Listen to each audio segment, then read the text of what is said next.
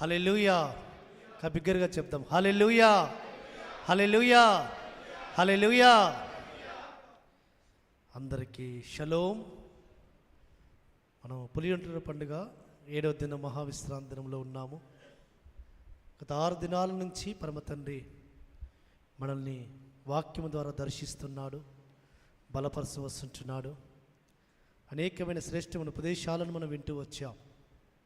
కాబట్టి ఆ పరమ తండ్రి చిన్న మందికి ఇచ్చిన ఆ ధన్యత ఏంటంటే 7 దినాలు కూడా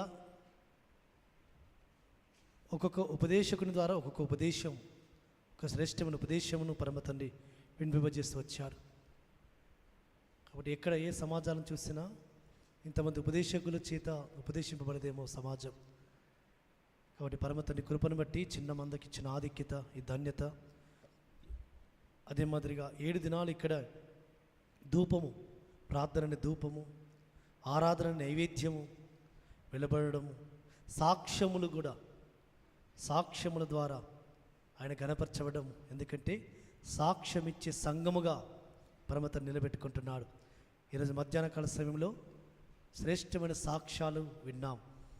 ఎవరైనా వెళ్ళలేకుంటే దయచేసి యూట్యూబ్లో ఉంటుంది, చూడండి. ఈరోజు మధ్యాహ్నం సెషన్ యూట్యూబ్లో ఆనంద్ తన సాక్ష్యాన్ని పంచుకున్నాడు, నవరత్నమ తన సాక్ష్యాన్ని పంచుకుంది, ఆ విధంగా ఎలిషాంటి సాక్ష్యం పంచుకుంది, మన సిస్టర్ శివాన్న సిస్టర్ పంచుకుంది. కాబట్టి ఒక్కొక్కరు ఒక్కొక్క విధానంలో పరమతను ఏ విధంగా వాళ్ళను స్వస్థపరుస్తూ వస్తున్నాడో సాక్ష్యం పంచుకున్నారు. కాబట్టి ఒక 100 మెసేజ్ల కన్నా ఒక సాక్ష్యము ఒక బలముగా వినబడుతుంది. కాబట్టి 7 రోజులు, ఇప్పటివరకు 6 రోజులు 6 గంటల 12 మెసేజ్లు మరియు సాక్ష్యముల ద్వారా బలం పొందుకున్నాం. కాబట్టి ఈ దినమున కూడా పరమతని తన యొక్క లేఖనం ద్వారా మనతో మాట్లాడాలని ఆయన ఆశపడుతూ వస్తున్నాడు. మనం చదువుకున్న లేఖన భాగము యోహాను సువార్త 12వ అధ్యాయము 46వ వచనము చదివిన తర్వాత మన మధ్య విన్సెంట్ శ్రీశ్వరుడు ప్రార్థన చేయాలని కోరుతూ వస్తుంటున్నాం. పరిశుద్ధ గ్రంథంలో నుంచి యోహాను సువార్త 12వ అధ్యాయము 46వ వచనము. నా యందు విశ్వాసముంచు ప్రతివాడు, నా యందు విశ్వాసముంచు ప్రతివాడు చీకటిలో నిలిచి ఉండకుండునట్లు నేను ఈ లోకమునకు వెలుగుగా వచ్చి ఉన్నాను. వెలుగుగా వచ్చి ఉన్నాను. ప్రార్థన చేసుకుందాం.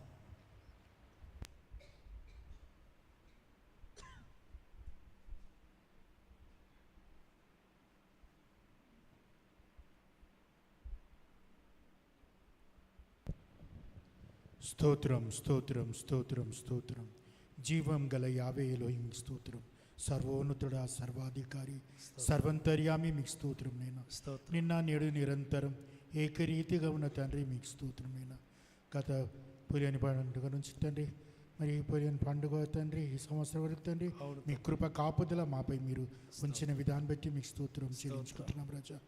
ప్రత్యేకంగా తండ్రి చిన్న మంద భయపడకము అని ఈ చిన్న మందకు మీరు అభయం ఇచ్చిన గొప్ప తండ్రి, ఈ చిన్న మందని మీరు జ్ఞాపకం చేసుకుని రాజా. తండ్రి ప్రత్యేకంగా తండ్రి మీ దాసుని మరుగుపరిచి మీ దాసుని ద్వారా మీరు మాట్లాడము రాజా. ఈరోజు మాకు కావాల్సిన ఆత్మీయాహారాన్ని దయచేయము రాజా. వాక్యము ద్వారా హెచ్చరించుము, వాక్యము ద్వారా గద్దించుము, మా జీవితాలు సరిదిద్దుకునే స్వభావాన్ని మీరు దయచేయము రాజా. తండ్రి ఈ కూటమి ప్రారంభం నుండి అంతం వరకు మీరు అధ్యక్షత వహించండి రాజా. ప్రత్యేకంగా తండ్రి కూడి వచ్చిన ప్రతి ఒక్కరిని మీరు దీవించి ఆశీర్వదించుము రాజా. ఈ చిన్న ప్రార్థనతో రానున్న యాషువా మెస్సియా అతి పరిశుద్ధమైన ఘనమైన రక్షణల నామంలో బ్రతిమాలుకుంటూ వేడుకొంచున్నాము తండ్రి. ఆమేన్, ఆమేన్. చదవబడిన లేఖన భాగము యోహాను సువార్తలో ఇక్కడ 12వ అధ్యాయములో యాషువా మెస్సియా అంటున్న మాట, ఒకటి పరమ తండ్రి ఆయన ఒక చక్కటి మాట అంటూ వస్తుంటున్నాడు. పరమ తండ్రి యొక్క కృపలో నా యందు విశ్వాసం ఉంచే ప్రతివాడు చీకటిలో నిలిచి ఉండకుండానట్లు నేను లోకమునకు వెలుగుగా వచ్చిన్నాను. ఆయన లోకమునకు వెలుగుగా వచ్చిన్నాడు. ఎందుకొరకు వచ్చిన్నాడు? అక్కడనే రాయబడింది, నా యందు విశ్వాసం ఉంచు ప్రతివాడును చీకటిలో నిలిచి ఉండకుండానట్లు. ఇంకా చీకటిలో వారు నిలిచి ఉండకుండానట్లు నేను లోకమునకు వెలుగుగా వచ్చిన్నాను. పరమతండ్రి మనల్ని చీకట్లో నుంచి ఆశ్చర్యకరమైన తన వెలుగులోకి నడిపింపజేస్తూ వచ్చాడు. ఆయన వెలుగైనాడు, ఆ వెలుగులోకి ఆయన ఆకర్షించుకున్నాడు. కానీ ఇక్కడ ఒక మాట అంటూ వస్తుంటున్నాడు పరమతని లేఖనాన్ని జాగ్రత్తగా మీరు గమనిస్తే, నా యందు విశ్వాసముంచువాడు చీకటిలో నిలిచి ఉండకున్నట్లు, ప్రతివాడు చీకటిలో నిలిచి ఉండకున్నట్లు, ఇంకా చీకటిలో నిలిచి ఉండకున్నట్లు నేను లోకమునకు వచ్చి ఉన్నాను. ఆయన ఎందుకొరకు లోకానికి వచ్చాడు? ఎందుకొరకు రాణులో బలియాగమవుతూ వచ్చాడు? ఎందుకొరకు ఆయన రక్తము కారుస్తూ వచ్చాడు? ఎందుకొరకు ఆయన సర్వము కోల్పోతూ వచ్చాడు? ఎందుకొరకు ఆయన సింహాసనాన్ని వదులుకొని, మహిమను వదులుకొని, ఆ యొక్క మహా తేజస్సును వదులుకొని ఎందుకొరకు ఆయన లోకానికి వచ్చినాడంటే, నీవు నేను చీకటిలో నిలిచి ఉండకూడదని, చీకటిలో నిలిచి ఉండకుండానట్లు నేను లోకమునకు వెలుగుగా వచ్చి ఉన్నాను. పరమతండ్రి నీకు స్తోత్రం. కాబట్టి పరమతండ్రి సన్నిధానములో ఆ వెలుగైన యాశ్వాను ధరించుకున్న మనము ఇంకా చీకటిలో నిలిచి ఉండకుండా వెలుగులో మనం నడుచుకోవాలని ఆయన ఆశపడుతూ వస్తుంటున్నాడు సుమా. కాబట్టి ఇంకా చీకట్లో ఏ విధంగా మనం నిలిచి ఉంటున్నాం, ఏ విధమైన చీకటి క్రియలు చేస్తున్నాం, ఇంకా ఏ విధంగా చీకట్లో మనము ఉంటున్నాం, ఇంకా ఏ విధంగా చీకటి సంబంధమైన క్రియలను మనం చేస్తూ చీకటి సంబంధంగా మనం ఉంటున్నాం, అది మనము ఈ దినాన్ని మనం ధ్యానించుకోబోతున్నాం. కాబట్టి యాశ్వా మెస్సియా నీ కొరకు నా కొరకు ప్రాణం పెట్టింది, ఎందుకంటే ఇంకా నువ్వు చీకట్లో నిలిచి ఉండకుండానట్లు. కాబట్టి ఆ విధంగా ఆయన యొక్క ఉద్దేశము, ఆయన యొక్క సంకల్పము, ఆయన ప్రణాళిక ఏంటంటే మనము వెలుగు సంబంధముగా వెలుగై అనేకులను వెలిగించాలని, అనేకులను మనము వెలిగించాలి, అనేకులను వెలుగులోకి తీసుకురావాలి. ఇది యాశ్వా మెస్సియా మనల్ని రక్షించి మనల్ని విమోచించి తన సొత్తుగా చేసుకున్న ప్రణాళిక. కాబట్టి మనం ఏ విధంగా ఉంటున్నాం అనేది కొన్ని లేఖనాల్లో మనం చూద్దాం. పరిశుద్ధ గ్రంథంలో నుంచి ముందుగా ఒక మాట మనం చదువుకొని ముందుకెళ్దాం. యోహాను సువార్తలో 1వ అధ్యాయములో ఒక మాట మనకు కనబడుతూ వస్తుంటుంది. 9వ వచనములో, నిజమైన వెలుగు ఉండెను, నిజమైన వెలుగు ఉండెను, అది లోకంలోనికి వచ్చుచు ప్రతి మనిషిని వెలిగించుచున్నది. నిజమైన వెలుగు, నిజమైన వెలుగు ఉండెను, లోకంలోనికి వచ్చుచు ప్రతి మనుషుణ్ణి తాకుతుంది, ప్రతి మనుషుని దగ్గరికి వస్తుంది ఆ వెలుగు. ప్రతి మనుషుని హృదయం అనే ద్వారం ఎదుట నిలిచి ఉండి అడుగుతూ వస్తుంటుంది, నా కుమారుడా, నా కుమార్తె, నేను నీలోకి వస్తాను, నీలో ఉన్న చీకటి తీసివేస్తాను, నీలో నేను వెలుగుగా ఉంటాను, నీతో ఉంటాను, నీలో ఉంటాను, నీ యొక్క జీవితాన్ని నేను మారుస్తాను అని ఆయన ప్రతి మనుష్యుని దగ్గరికి వెళ్ళి తడుతూ వస్తుంటుంది. అందుకే ఆ వెలుగు మామూలు వెలుగు కాదండి. ఆ వెలుగుకు ఒక సపరేట్ పేరుంది. ఏం పేరు చూసుకుందాం. 4వ వచనము 5వ వచనం, ఇదే 1వ అధ్యాయము 4వ వచనం 5వ వచనంలో, ఆయనలో జీవముండెను, ఆ జీవము మనుషులకు వెలుగైండెను, ఆ వెలుగు చీకటిలో ప్రకాశించుచున్నది కానీ చీకటి దాన్ని గ్రహింపకుండెను. ఆయనలో జీవముండెను, ఆ జీవము మనుషులకు వెలుగైండెను. ఈ వెలుగుకున్న ప్రత్యేకత ఏంటంటే జీవపు వెలుగు. ఈ వెలుగు ఏ మనుషుని దగ్గరికి వెళుతుందో ఆ మనుషుడు ఆ యొక్క చీకటి క్రియలను తీసివేసుకొని, చీకటి క్రియలను వదులుకొని ఆ వెలుగులోనికి వస్తే, ఆ వెలుగులో నడిస్తే, ఆ వెలుగులో నిలిచి ఉంటే ఆ వెలుగు ఏం చేస్తుంది? ఇతన్ని జీవింపజేస్తుంది. కాబట్టి ఆయనలో జీవముండెను, ఆ జీవము వెలుగైండెను. కాబట్టి ప్రత్యేకత, ఆ వెలుగుకున్న ప్రత్యేకత. ఇప్పుడు చూడండి, ఇది వెలిగిస్తుంది, ఈ లైట్ కూడా వెలిగిస్తుంది మనకు, ఇది కూడా చీకటి పారదోలుతుంది. కానీ దీనిలో జీవము లేదు, దీనిలో జీవము లేదు. ఆయనలో ఉన్న వెలుగులో ఉన్న ప్రత్యేకత ఏంటంటే జీవముతో కూడిన వెలుగు ఆయన మనలో ప్రకాశింపజేస్తూ వస్తుంటున్నాడు సమా. కాబట్టి మరణ ఛాయలో ఉన్నవారికి, మరణ ఛాయలో కూర్చున్న వారికి, మరణ ఛాయలో నిలిచిన్న వారికి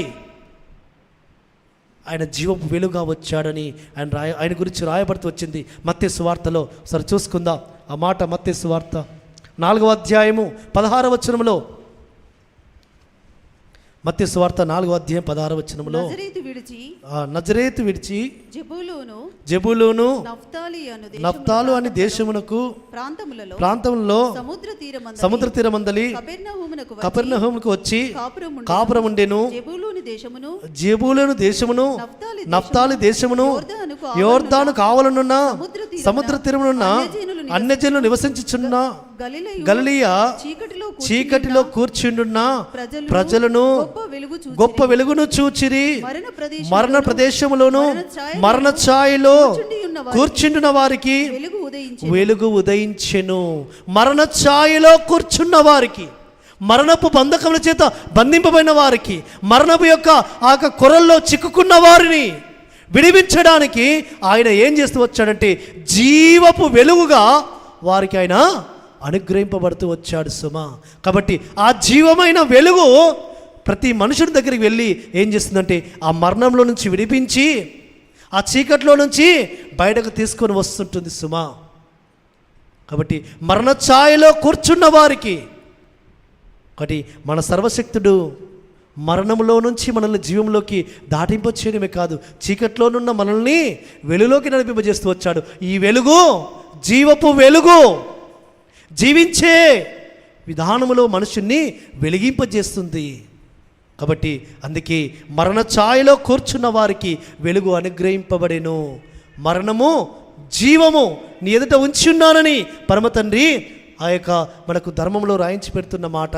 కానీ మనుషులందరూ కూడా పాపము చేసి, అతిక్రమము చేసి, దోషము చేసి ఆ మరణమునకు పాత్రులుగా ఉంటున్న ఈ మానవుణ్ణి విడిపించడానికి కొరకు, జీవంలోకి నడిపించడానికి కొరకు, ఆ చీకట్లో నుంచి వెలుగులోకి నడిపించడానికి కొరకు ఆయన జీవపు వెలుగుగా ఈ లోకానికి అరుదిస్తూ వచ్చాడు సుమా. కాబట్టి ఆ జీవము నీలో నాలో ఉండాలి అంటే ఏం చేయాలి? ఆయన శరీరము తిని ఆయన రక్తము త్రాగుతేనే కానీ మీలో మీరు జీవం గలవారు కారు అని మనం ఆ లేఖనాలు మనం చూస్తూ వస్తుంటున్నాం. యోహాను సువార్త 6వ అధ్యాయం 53, 54 వచనాల్లో అవును ఆయన శరీరం తిన్నాము, ఆయన రక్తము త్రాగాము, మొదటి దినమున మనం బలలో చేవేసి ఉన్నాము.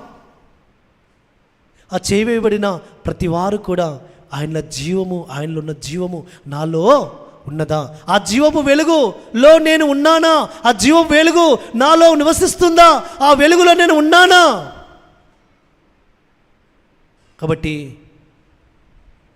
అందుకే ఆ వెలుగున దగ్గరికి రాకుండా నిమిత్తము అపవాది అనేక క్రియలు జరిగిస్తూ వస్తుంటుంది సుమా. అపవాది ఒక క్రియ ఏంటి అంటే మనం వెలుగున దగ్గరకు వచ్చి వెలిగింపబడితే తను ఓర్చుకోలేదు, తను తట్టుకోలేదు. అందుకే ఏం చేస్తుంటుందంటే అపవాది ఒక మాట మనం చదువుకుందాం. ఇదే యోహాను సువార్త 3వ అధ్యాయంలో 3వ అధ్యాయం 19వ వచనంలో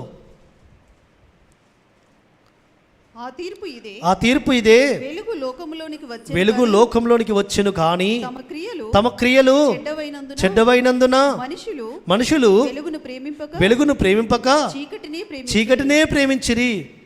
20 కూడా వచనం చదువు. దుష్కార్యము చేయు ప్రతివాడును వెలుగును ద్వేషించును, తమ క్రియలు దుష్క్రియలుగా కనబడుకున్నట్లు వెలుగునొద్దకు రాడు. తమ క్రియలు, వారు చేస్తున్న క్రియలు, వారు ఏ క్రియలు చేస్తున్నారో ఆ క్రియలు వెలుగులోకి వస్తే ఆ వెలుగులో వారి క్రియలు సమస్తము తేటతెల్లము కనబడతాయి. కాబట్టి వారి దుష్క్రియలు వెలుగునొద్దకి వస్తే ఆ కనబడి వారి యొక్క జీవితంలో వారు ఆ యొక్క దుష్క్రియల నుంచి విడిపింపబడతారని వారు ఏం చేస్తారంటే వెలుగును ద్వేషిస్తూ వస్తుంటుంటారు. వెలుగుమయమైన యాశ్వాను ద్వేషిస్తూ వస్తుంటారు. వెలుగైన వెలుగైన యాశ్వానంతకు రారు.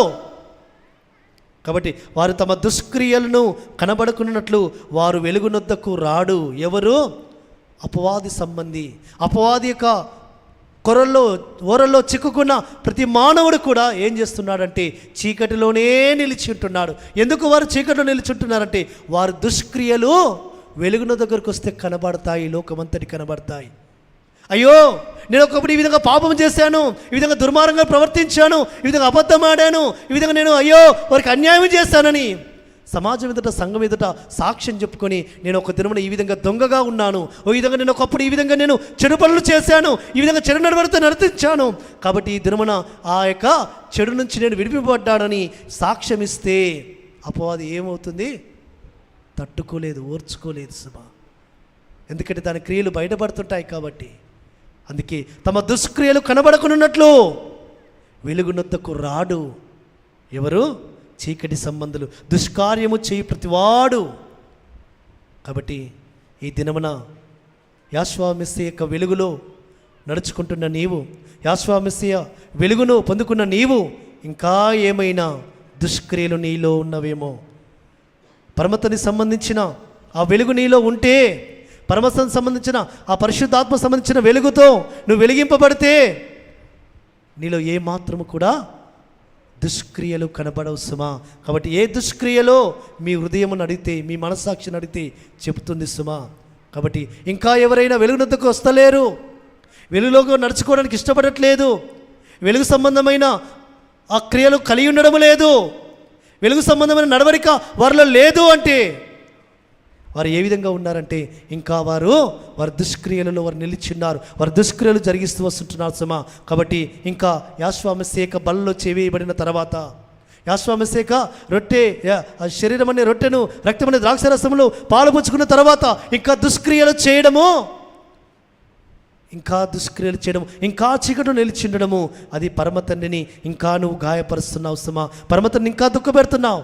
దుష్కార్యము జరిగించు ప్రతి వాడును ఏం చేస్తాడు? పరమతండ్రి దుష్కార్యము జరిగించు ప్రతి వాడును, దుష్క్రియ జరిగించు ప్రతి వాడును వెలుపలికి త్రోయబడును, వెలుపలికి త్రోసివేయబడతాడు, వెలుపలికి త్రోసివేయబడతాడు. కాబట్టి పరమతండ్రి నిన్ను త్రోసివేసే స్థితికి నువ్వు రాకూడదని పరమతండ్రి కోరుతూ వస్తుంటున్నాడు సుమా. నువ్వు ఏ విధంగా ఉండాలంటే యాషువలో నువ్వు నిలిచి ఉండాలి. కాబట్టి అందుకే ఆయన యొక్క వెలుగును పొందుకున్న భక్తులు ఏ విధంగా ఉంటారటంటే, సామెతల గ్రంథంలో 13వ అధ్యాయము 9వ వచనంలో ఒక మాట రాయబడుతూ వచ్చింది. సామెతల గ్రంథము 13వ అధ్యాయము 9వ వచనంలో, సామెతల గ్రంథం 13వ నీతిమంతుల వెలుగు తేజరిల్లును.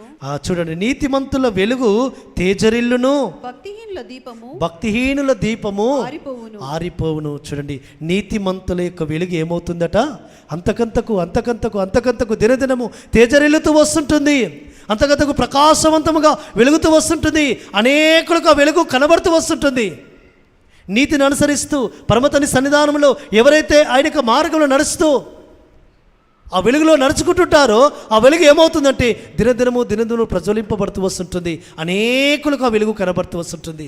అదే భక్తిహీనంగా నడుచుకున్న వారి యొక్క దీపము ఆరిపోతుంది సుమా. కాబట్టి పరమతండ్రి నీ దీపమును వెలిగించాడా? నా దీపము వెలిగువా నీవు వెలిగించినావు, సుడిగాలిలోనైనా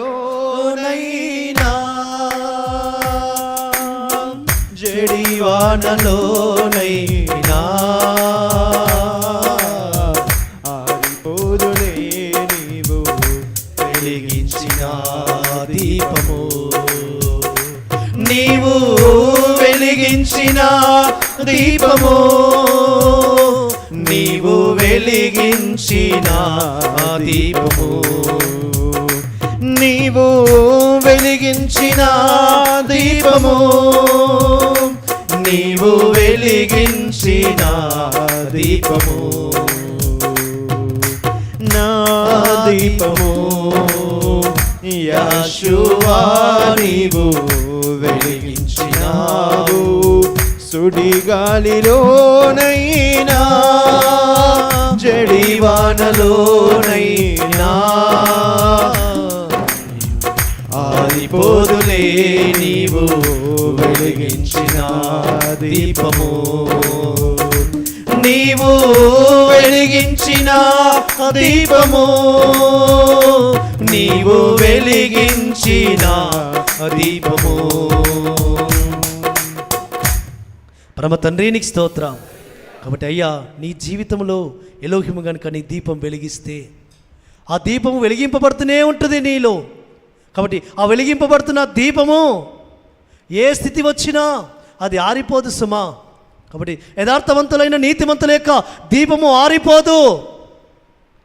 కొన్ని కష్టాలు వచ్చినా, శ్రమలు వచ్చినా, చీకటి పరిస్థితులు అవును ప్రాప్తించినట్టు కనబడుతున్నా 112వ కీర్తన 4వ వచనంలో ఒక మాట రాయబడుతూ వచ్చింది.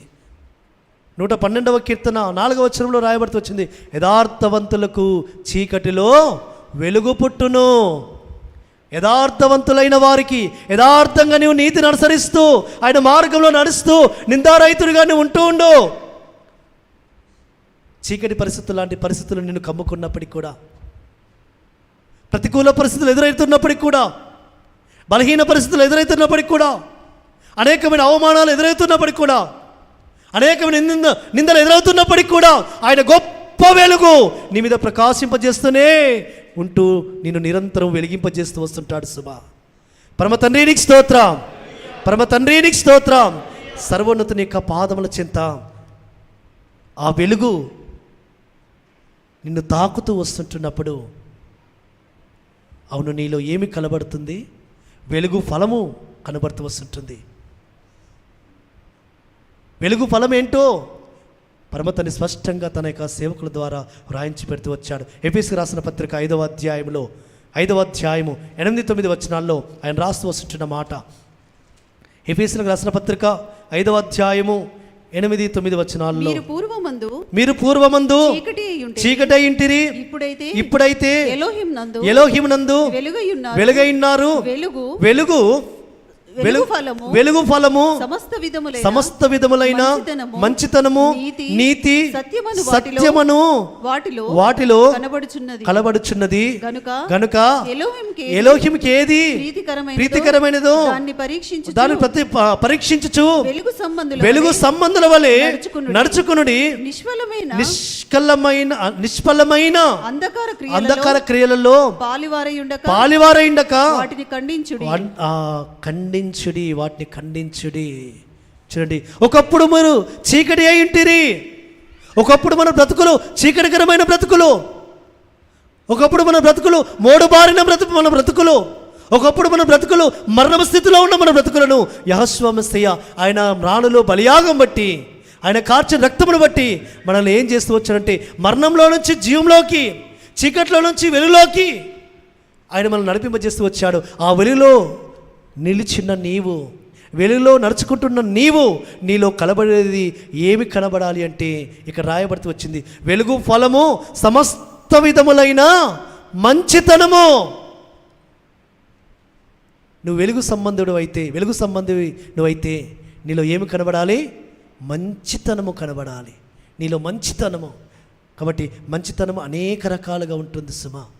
ఒకరిని ప్రేమించడం, ఒకరిని క్షమించడం, ఒకరి యొక్క కష్టాలను నా కష్టాలుగా భావించడం, ఒకరికొరకు భారంగా ప్రార్థించడం, కన్నీటితో ప్రార్థించడం, ఉపవాస ప్రార్థనలు చేయడం. అవును, నేను వెలుగు సంబంధినే, ఆ వెలుగైన యెహోవా నాలో ఉన్నాడు అంటే యెహోవా మెస్సీయ ఏ విధంగా చీకట్లో ఉన్న వారిని ప్రేమించాడు, చీకట్లో ఉన్న వారి దగ్గరికి వెళ్ళాడు, చీకట్లో ఉన్న వారికి ఏ విధంగా సువార్త ప్రకటించాడు, చీకట్లో ఉన్న వారికి ఏ విధంగా ఆయన అనేకమైన మాటల చేత వారిని బలపరుచూస్తూ వచ్చాడు. ఆ బలవర్ధకమైన మాటలు నీలో నుండి రావాలి, అనేకులను ఆదరించే మాటలు నీలో నుండి రావాలి. అంతేకాని ఒకరిని కృంగజేసే మాటలు, ఒకరిని బలహీనపరిచే మాటలు, ఒకరిని తిరస్కరించే మాటలు నీలో నుంచి రాకూడదు సుమా.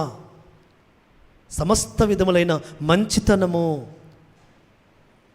అదే మాదిరిగా నీతి. ఎక్కడికి వెళ్ళిన నీతిని మనము వదలకూడదు సుమా.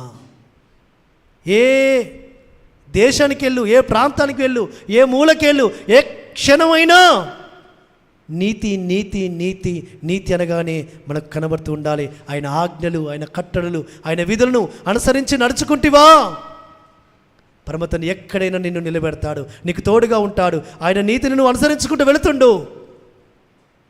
నీతిమంతులను కాపాడడానికి పరమతని తన దూతలకు ఆజ్ఞాపిస్తాడు. నీవే కాదు, నీ పిల్లలను కాపాడడానికి పరమతని తన దూతలకు ఆజ్ఞాపిస్తాడు. నీతిమంతులను ఆయన కాపాడువాడు. కాబట్టి నీతిమంతుల ప్రార్థన ఆయన వినే నాదుడు సుమా. కాబట్టి నువ్వు నీతిని అనుసరించాలని ఆ వెలుగు సంబంధమైతే నువ్వు నీతిని నడుచుకుంటూ వెళుతుంటావు. సత్యము, మూడోది ఏం కనబడుతుందంటే సత్యము, సత్యము, సత్యము. అవును, ఎల్లప్పుడూ కూడా నీ నోట ఏముండాలి? సత్యమే పలకాలి. అబద్ధం నీలో నుంచి వస్తుంది అంటే నువ్వు ఎక్కడ నిలిచున్నావో? చీకట్లో నువ్వు నిలిచున్నావు సుమా. చీకటి సంబంధి అయిన అపవాదే అబద్ధములకు జనకుడు. అబద్ధాలు నీలో వస్తున్నాయంటే ఇంకా నువ్వు చీకట్లో నిలిచున్నావు. కాబట్టి ప్రియమైన సమాజమా, యాశ్వామి రక్తంతో కడగబడిన సంగమా, వెలుగు సంబంధివా నీవు, చీకటి సంబంధివా? వెలుగు నీలో ఉంటే, యాశ్వామిస్తే వెలుగు నీలో ఉంటే, నువ్వు వెలుగు సంబంధిగా నువ్వు నడుచుకుంటుంటే, వెలుగులో నువ్వు ఉన్నావని నువ్వు అనుకుంటే నీలో సత్యమే వినబడుతుంది, అబద్ధము నీలో నుంచి రాదు. కాబట్టి ఎంతమంది నేను సత్యమే చెప్తున్నాను అనేది పరీక్షించుకోండి.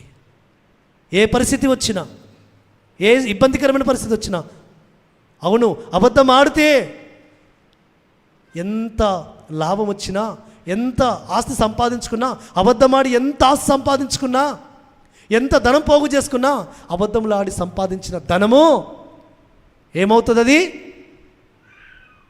చిల్లు సంచిలో వేసిన ధనము వెళ్ళిపోతుంది. ఎక్కడికి వెళ్ళిపోవాలో అక్కడికి వెళ్ళిపోతుంది సమా. అది నీతితో కూడిన కొంచెమైనను, నీతిగా, సత్యముగా, యథార్థముగా సంపాదించిన కొంచెమైనను అది బహుశ్రేష్టమైనదిగా, అది నీకు ఆశ్చర్యకరంగా ఉంటుంది సుమా. కాబట్టి పరమతండ్రి సన్నిధిలో వెలుగు సంబంధిగా నువ్వు అనేకులకు కనబడాలి. కాబట్టి అందుకే ఆయన ఏమంటూ వస్తుంటున్నాడంటే, ఒక మాట పరమతండ్రి సన్నిధిలో వెలుగులో నువ్వు నడుచుకుంటే, 13వ వచనంలో ఒక మాట అంటూ వస్తుంటున్నాడు. 13వ వచనంలో సమస్తమును ఖండింపబడి వెలుగు చేత ప్రత్యక్షపరచబడును. చూడండి, వెలుగు చేత ప్రత్యక్షపరచబడును. ఈ మాట ప్రతి ఒక్కరు గుర్తించుకోండి. సమస్తమును ఖండింపబడి చూడండి, చీకటి విరుద్ధమైన, చీకటి సంబంధమైన, చీకటి విరుద్ధమైన క్రియలు అంటే వెలుగు సంబంధమైన క్రియలు మనం కలిగి ఉంటే, పరమతండ్రి వెలుగులో మనల్ని చూసి అవును నా కుమారుడు వెలుగులో నడుచుకుంటున్నాడు అనుకుంటాడు. అదే చీకటి సంబంధమైన క్రియలతో, చీకటి సంబంధమైన ఆలోచనలతో, చీకటి సంబంధమైన వ్యక్తిత్వంతో, చీకటి సంబంధమైన ఆ ప్రవర్తనతో మనం అందులోనే ఉంటే ఏం చేస్తుంది? వెలుగులో మన యొక్క రహస్య క్రియలన్నీ కూడా కనబడతాయి, తేడతల్లమవుతాయి. ఆయన తేజో మహిమలో, ఆ వెలుగులో, ఆ తేజస్సులో నువ్వు రహస్యంగా జరిగించిన ప్రతి కార్యము, చీకటిలో జరిగించిన ప్రతి కార్యము, చీకటిలో జరిగించిన ప్రతి క్రియ పరమతండ్రి మంచి స్క్రీన్ మీద పెద్దగా ఆయన చెల్లెపరిచి ఖండిస్తూ వస్తుంటాడు సుమా. ప్రేమైన సోదరుడా, తప్పించుకోలేవు. చీకటిలో జరిగించిన ప్రతి క్రియ, ఒంటరిగా ఉన్నాను, ఎవరు నన్ను చూడట్లేదు, చీకట్లో నేను చేస్తున్నాను, ఎవరు నన్ను గమనించట్లేదని జరిగిస్తున్న ప్రతి ఆలోచన, చేస్తున్న ప్రతి ఆలోచన, జరిగిస్తున్న ప్రతి క్రియ పరమతండ్రి వెలుగులో కనబడుతుంటుంది సుమా. కాబట్టి ఆ వెలుగునొద్దకి నువ్వు వచ్చిన వాడవైతే చీకట్లో ఇంకా చీకటి క్రియలకు సంబంధించిన క్రియలు చేయవు. అందుకే యాశ్వామిసే మాట ఉన్నాడు, నా యందు విశ్వాసం ఉంచి ప్రతి వాడును చీకట్లో నిలిచి ఉండుకున్నట్లు. ఇద్దరు మన వాక్యోపదేశం మన యొక్క మెయిన్ హెడ్డింగే చీకట్లో నిలిచి ఉండుకున్నట్లు వెలుగులోనికి వచ్చినామా. యాశ్వా వెలుగైనాడు. ఆ వెలుగు ఏం వెలుగు అయినది? జీవపు వెలుగు. కాబట్టి సమస్తమును ఖండింపబడి వెలుగులో మనం నడుచుకోవాలని కోరుతూ వస్తుంటున్నాడు. ఇంకొక మాట మనం చూసుకొని మన ముగింపులోకి వద్దాం. పరమ తండ్రి సన్నిధిలో ఆయన యొక్క లేఖనములో మనం చూస్తే ఆ ఆశ్చర్య కార్యాలు, అద్భుత కార్యాలు మనకు కనబడుతూ వస్తున్నాయి. మొదటి తెస్సలోనికి రాసిన పత్రికలో అపోస్తలుడైన పౌలు ఒక శ్రేష్టమైన మాట రాసి వస్తున్నాడు. మొదటి తెస్సలోనికి రాసిన పత్రిక 5వ అధ్యాయము 5వ వచనములో, మీరందరూ వెలుగు సంబంధులను పగటి సంబంధులై ఉన్నారు. మనము రాత్రి వారము కాము, చీకటి వారము కాము. కావున ఇతరుల వలె నిద్రపోక మెలకువగా ఉండి మత్తులము కాక ఇందుము. నిద్రపోవారు రాత్రివేళ రాత్రివేళ నిద్రపోదురు, మత్తుగా ఉండువారు మత్తుగా ఉండువారు రాత్రివేళ మత్తుగా ఉందురు. మనము పగటివారమై ఉన్నాము గనుక మత్తులమై ఉండక విశ్వాస ప్రేమలను కవచము రక్షణ నిరీక్షయను శిరస్త్రాణము ధరించుకుందము. చాలా కాబట్టి చూడండి, మనము వెలుగు సంబంధము పగటి సంబంధమై ఉన్నాము. కాబట్టి యాశ్వామిస్తే శరీరంలో పాలిభాగస్థలం అవుతూ వచ్చాము, రక్తంలో పాలిభాగస్థలం అవుతూ వచ్చాము, ఆశీర్వచన బలలో చేవేస్తూ వచ్చాము. అంటే మనం వెలుగు సంబంధముగా ఉండాలి. వెలుగు సంబంధులైన వారు ఏ విధంగా ఉంటారంటే పగటి వేళ ఏ విధంగా నడుచుకుంటారో పగటి వేళ సమస్తము తేటగా కనబడుతుంటాయి. కాబట్టి ఆ పగటి వేళ నడుచుకున్న వారు ఎక్కడ తొట్టుపడరు, ఎక్కడ ఏ విధంగా ఉంటారంటే చక్కగా నడుస్తూ వస్తుంటారు. అది రాత్రి వేళ నడిచేవారు మనం రాత్రి వారము కాము, చీకటి వారము కాము. ఎందుకంటే చీకటి సంబంధము కాము. చీకటి సంబంధం ఏం చేస్తుంటారు? రాత్రి వేళ నడుచుకున్నట్టుగా. రాత్రి వేళ చీకట్లో నడుచుకుంటే ఎక్కడ ఏముందో తెలియదు, ఎక్కడ తొట్టుపడతామో తెలియదు, ఎక్కడ ఏ అపాయం వస్తుందో తెలియదు, ఏ విధంగా ఎక్కడ పడిపోతామో తెలియదు సుమా. కాబట్టి మనం పగటి సంబంధముగా ఉండాలని ఆ చక్కటి మాటతో అపోస్తలుడైన పౌలు తెస్సలోనికీయులకు రాసిన పత్రికలో రాసి వస్తున్నాడు. కాబట్టి అంటూ వస్తున్నాడు. కాబట్టి మనము పగటి వారమై ఉన్నాము కనుక మత్తులమై ఉండక. పగటి వారముగా ఉన్నవారు ఏం చేయాలట? విశ్వాస ప్రేమలనే కవచము, విశ్వాస ప్రేమనే కవచము ధరించుకొని రక్షణ నిరీక్షణ శిరస్త్రాణముతో ధరించుకొని మన విశ్వాస యాత్రలో మనము సాగుతూ వెళుతూ ఉండాలి సుమా.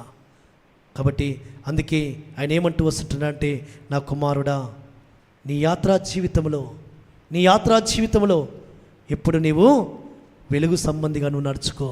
విశ్వాస ప్రేమలతో, రక్షణ నిరీక్షణతో, అదే మాదిరిగా పరమత సన్నిధిలో మంచితనముతో, నీతితో, సత్యముతో నువ్వు నడుచుకోవాలని పరమత దినమున నీకు ఉపదేశిస్తూ వస్తుంటున్నాడు. కాబట్టి ఈ లక్షణాలు నీలో ఉంటే, ఇవి నీలో వెలుగు ఫలాలు కనబడుతూ వస్తుంటే, ఆ వెలుగు ఫలమైన ఆ యొక్క ఫలము పరమతని నీకు తగిన దినమున బహుమానంగా అనుగ్రహిస్తాడు. కాబట్టి ఆ వెలుగునొద్దకు నువ్వు వచ్చినట్లు అయితే ఆయన ఏమంటూ వస్తున్నాడంటే, అవును నేను ఈ లోకమునకు వెలుగై ఉన్నాను. కాబట్టి ఆ వెలిగింపబడిన ఆ వెలుగు మనలో వెలిగింపబడిన వెలుగు ఆ యాశ్వామిస్తే రావడం వల్ల మనం వెలిగింపబడిన వెలుగు అనేకులకు కూడా వెలుగు కనబడాలి సుమా. అందుకే ఆయన ఏమంటూ వస్తున్నాడు? మొదటి పేతురులో ఒక మాట రాస్తూ వస్తుంటాడు.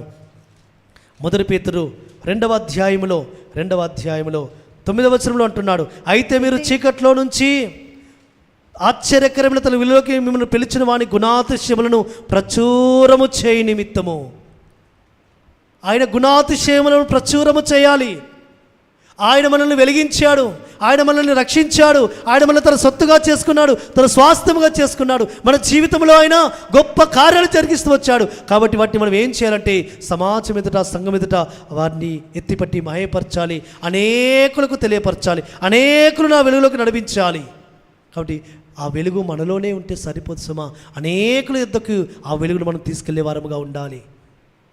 అన్నది మీది కదా పని, ఆ సువార్త ప్రకటించడం మీది కదా పని అంటే, సువార్త ప్రకటింపబడడం మాదే, కానీ మీది కూడా ఆ బాధ్యత మీకు కూడా ఉంది. నువ్వు వెలిగింపబడ్డావు, ఆ వెలుగు నీలో ఉన్న వెలుగు అనేకులకు వెలుగుగా కనబడాలి. నువ్వు నీ మాటల ద్వారా, నీ నడవడిక ద్వారా, నీ ప్రవర్తన ద్వారా, నీ చూపుల ద్వారా అనేకులు ఆయన యొద్దకు రావాలి, ఆకర్షింపబడాలి. నీలో ఉన్న మంచితనము చూచి అనేకులు యాశ్వా మసీయను రక్షణలోకి రావాలి సుమా. కాబట్టి అందుకొరికి పరమత నిన్ను పిలుస్తూ వచ్చాడు, ప్రత్యేకపరుస్తూ వచ్చాడు, ఆశ్చర్యకరమైన వెలుగులోకి నడిపింపజేస్తూ వచ్చాడు. కాబట్టి అవును, పరమతని సన్నిధానంలో నువ్వేం చేయబడాలంటే పరమతని యొక్క కృపచేత బలాన్ని పొందుకొని ఆయన యొక్క నీతిని, ఆయన సత్యాన్ని వెంబడిస్తూ రావాలని. అందుకే ఆయన ఏమంటూ వస్తున్నాడంటే 104వ కీర్తన 2వ వచనంలో ఒక మాట అంటూ వచ్చాడు. 104వ కీర్తన 2వ వచనంలో ఒక మాట అంటూ వస్తుంటాడు.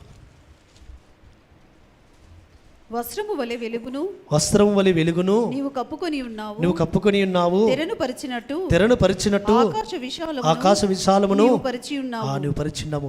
వస్త్రం వలె వెలుగును నీవు కప్పుకొని ఉన్నావు. పరమ తండ్రి నీకు రక్షణ వస్త్రం ధరింపజేసినట్లయితే ఆ రక్షణ వస్త్రం ఏంటిది? అది వెలుగును ధరింపజేస్తున్నాడు పరమ తండ్రి నీవు. కాబట్టి వెలిగింపబడ్డావు నీవు. వస్త్రం వలె నీ వెలుగును నీవు కప్పుకొని ఉన్నావయ్యా. ఓ సృష్టికర్త, ఓ సర్వోన్నతుడా, ఓ జీవాధిపతి. కాబట్టి ఆ వెలుగు నీలో వెలిగింపబడింది. ఆ వెలుగు నీలోకి వచ్చింది కాబట్టి నువ్వు వెలిగింపబడ్డావు. కాబట్టి ఆయన అందుకే ఏమంటూ వస్తున్నాడంటే, అయ్యా నీ వెలుగును చూచియే మేము వెలుగును పొందుకొని ఉన్నాము. భక్తుడు దావీదు అంటాడు, నీ వెలుగును చూచియే మేము వెలుగును పొందుకున్నాము. నీ వాక్యం వెలుగుతోడనే వెలుగు కలిగెను. అవును, ఆయన వాక్యం వింటుండ ద్వారా మనకి వెలుగు కలుగుతూ వస్తుంటుంది. ఆ వెలుగు అనేకులకు వెళ్ళాలి, అనేకులకు వెళ్ళాలి ఆ వెలుగు. కాబట్టి ఈ వాక్యమైన యాశ్వ మెస్సియా నీలో ఉన్నాడు అంటే నీవు అనేకులకు ప్రకటించేవాడివిగా ఉండాలని పరమ తండ్రి కోరుతూ వస్తుంటున్నాడు. కాబట్టి ఆ వెలుగులో నడిచిన ఎడల, నువ్వు ఆ వెలుగులో నిలిచిన ఎడల, ఆ వెలుగులో నీవు నిలిచి ఉంటే అనేకులు నీ దగ్గరికి వస్తారు. అనేకులు వెలుగుల దగ్గరికి వస్తారు. ఎందుకంటే లైట్ దగ్గరికి ఏ విధంగా పురుగులు వస్తాయి, అనేకుల దగ్గరికి వస్తారు. కాబట్టి నీలో ఇంకా వెలుగు లేదు కాబట్టి నిన్ను బట్టి అనేకులు రాలేకపోతున్నారు. ఎక్కడ, ఎవరు, ఏ స్థితిలో నిన్ను బట్టి ఆటంకపరచబడుతున్నారో, నీలో ఏ మంచితనం చూడలేకపోతున్నారో ఆ మంచితనం ఇప్పటి నుంచి కనపరచు. నీ తోబుట్టువులేమో, నీ బంధుమిత్రులేమో, నీ యొక్క కుటుంబం వారేమో నిన్ను బట్టి రాలేకపోతున్నారేమో. నీలో ఉన్న వెలుగు చూచి వాళ్ళు రావాలి. కాబట్టి నీ వెలుగును నువ్వు అనేకులు కనపరచాలి. అందుకే ఆయన ఏమంటాడంటే, ఒక మాట మనం చూసుకొని మనం ప్రార్థనలోకి వెళదాం. 1 యోహాను 1వ అధ్యాయము 7వ వచనంలో ఒక మాట అంటాడు. 1 యోహాను రాసిన పత్రిక, యోహాను రాసిన మొదటి పత్రిక అయితే 5వ అధ్యాయం 7వ వచనంలో, అయితే 1వ అధ్యాయం 7వ వచనంలో అయితే ఆయన వెలుగులోనున్న ప్రకారం, ఆయన వెలుగులో ఉన్న ప్రకారము మనమును వెలుగులో నడిచిన ఎడల మనము అన్యోన్య సహవాసం గలవారమైందు. చూడండి, ఆయన యొక్క వెలుగు మనలో ఉంటే ఆయనతో మనం అన్యోన్య సహవాసం కలిగిన వారంగా ఉంటాం. అన్యోన్య సహవాసం కలిగి ఉంటే అంటే ఎంతో సమీపంగా మనం ఆయనకైతే మన ప్రార్థన ఆయన వింటాడు సుమా. మన ప్రార్థన వినక ఆయన వెళ్ళిపోడు సుమా. నీ ప్రార్థన వింటాడు, నీ యొక్క కన్నీటి ప్రార్థన వింటాడు. కాబట్టి నీ బంధుమిత్రుల కొరకు, నీ తోబుట్టుల కొరకు, నీ తల్లిదండ్రుల కొరకు, నీ భర్త కొరకు, నీ భార్య కొరకు, నీ పిల్లల కొరకు నువ్వు ప్రార్థన చేస్తే నీ ప్రార్థన పరమతని వింటాడు. నువ్వు వెలుగులో ఉంటే, నువ్వు వెలుగులో ఉండి ఆయనతో అన్యోన్య సహవాసం కలిగిన వాడుగా ఉంటే. కాబట్టి నీ వెలుగులో నడిచిన ఎడలా, మనం వెలుగులో నడిచిన ఎడలా మనం అన్యోన్య సహవాసము.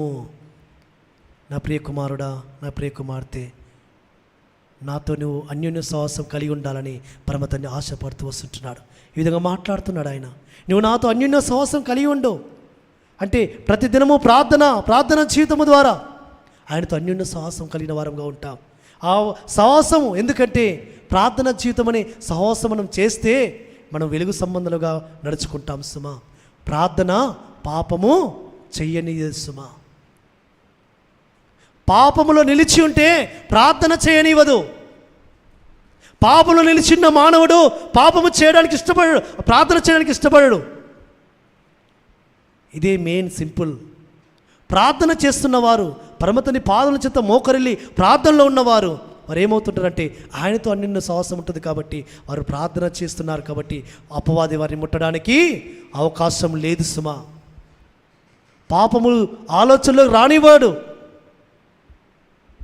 అదే పాపములో నిలిచి ఉంటే, పాపపు క్రియల సంబంధమైన ఆలోచనలతో నీవు ఉంటుంటే ప్రార్థన చేయడానికి ఉండదు, ప్రార్థన చేయడానికి మనసు రాదు, ప్రార్థన చేయడానికి అనేకమైన ఆటంకాలు. అవును, ఏదో నాకు ఈ వంక కాబట్టి అన్ని వంకలు వస్తాయి ప్రార్థన చేయడానికి, సాహసం కూడి రావడానికి. ప్రేమైన సహోదరుడా, రండి మోకలు వెళదాం, ఒక 2 నిమిషాలు ప్రార్థన చేద్దాం. పరమతనితో నీకు అన్యోన్య సహవాసం ఉందా? పరమతనితో నీకు అన్యోన్య సహవాసం ఉందా? ప్రార్థన జీవితం ఉందా? వెలుగు సంబంధులుగా నువ్వు ఉన్నావా? వెలుగు సంబంధురాలుగా నువ్వు ఉన్నావా? వెలుగు సంబంధమైన ఫలాలు నువ్వు ఫలిస్తున్నావా? మోకరిల్లుదాం, ప్రార్థన చేద్దాం. పరమతండ్రి, ఈ మహావిశ్రాంతనమున నీతో సూటిగా మాట్లాడుతూ వస్తుంటున్నాడు, నీతోనే.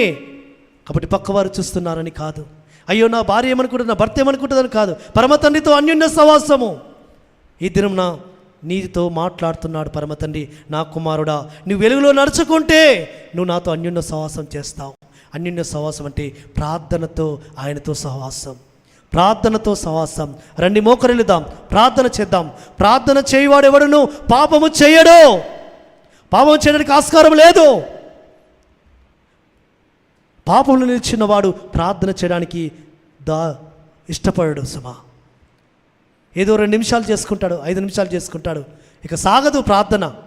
కాబట్టి నీకు అలా ఉన్నదేమో నీ జీవితంలో. నీ మనస్సాక్షిని అడుగు. నువ్వెంతకాలం పరమ తండ్రితో అవును అన్యోన్య సహవాసం లేక ఎంతకాలమైంది? నీవు ఎన్ని రోజులైంది? ఎన్ని నెలలైంది? ఎన్ని సంవత్సరాలైంది? అదే నీ జీవితంలో వెలుగు. పరమతనితో సహవాసం చేస్తున్నావా? నువ్వు వెలుగులో నడుచుకుంటున్నావు. పరమతనితో ముఖాముఖిగా మాట్లాడుతున్నావా? నువ్వు వెలుగులో ఉన్నావు. ఆయన నీలో ఉన్నాడు. ఆయన వెలుగు నీలో ఉన్నట్టు ప్రార్థన చేసుకుందాం. పరిశుద్ధుడా, సర్వోన్నతుడా, సర్వాధికారి, జీవాధిపతి యెహోవా మెస్సియానికి స్తోత్రములు. ఇంతవరకు మీరు మాతో మాట్లాడుతూ వచ్చినారు. నా యందు విశ్వాసం ఉంచి ప్రతి వాడును చీకట్లో నిలిచి ఉండకున్నట్లు అయ్యా నేను వెలుగుగా వచ్చిన్నానని మీరు మాట్లాడినారు. మీరు వెలుగైనారు తండ్రి. మీ వెలుగు మాలో నిలిచి ఉంటే మా దీపం ఆరిపోదు నాయనా. ఏ పరిస్థితి వచ్చినా, ఏ ఇబ్బందికరమైన పరిస్థితి వచ్చినా యథార్థవంతులకు చీకట్లో వెలుగు పుట్టును అన్నావు. మీరు మమ్మల్ని వెలిగించేవారు. నీతిమంతుల వెలుగు దినదినము ప్రజ్వలింపబడుతుంది అన్నావు, తేజరిల్లుతుంది అన్నావు. మేము వెలుగులో ఉంటే మీతో అన్యోన్య సహవాసం కలిగిన వారంగా ఉంటాం. నీతో అన్యోన్య సహవాసం లేక అయ్యా ఎన్నో సంవత్సరాలు, ఎన్నో దినములు నీతో అయ్యా ముఖాముఖిగా మాట్లాడలేక, అయ్యా నీతో నేను సహవాసం చేయలేక, నీ సన్నిధికి రాలేక నేను ఈ లోకంలో పనుల నిమిత్తం వెళుతూ ఉన్నాను. ఈ లోకంలో పనులని వెళుతున్నాను. ఈ లోకంలో ఏదో పని నిమిత్తం వెళుతున్నాను. ఈ దినం నుంచి నీతో సహవాసం చేస్తాను, అన్యోన్య సహవాసం కలిగి ఉంటాను, వెలుగులో నడుచుకుంటాను, వెలుగు ఫలాలు ఫలిస్తాను తండ్రి. ఇదిగో నా తీర్మానం అంగీకరించుము, నా ప్రార్థన అంగీకరించుము, నన్ను అయ్యా నీవే బలపరచుము. ఆ విధంగా ఉన్నట్లుగా నీ పరిశుద్ధాత్మని వెలుగు నా మీద ప్రకాశింపచేయము తండ్రి. ఈ కొద్ది మాటలు, ఈ కొద్ది ప్రార్థన మన రక్షకుడిని యెహోవా మెస్సియా నామమున స్తుతించి ప్రార్థించి వేడుకుంటున్నాము తండ్రి. ఆమేన్. పరమ తండ్రి నీకు స్తోత్రం. ఈ మాటలు పరమతండ్రి మన వెనుకల్లో దీవించును గాక. ఆమేన్.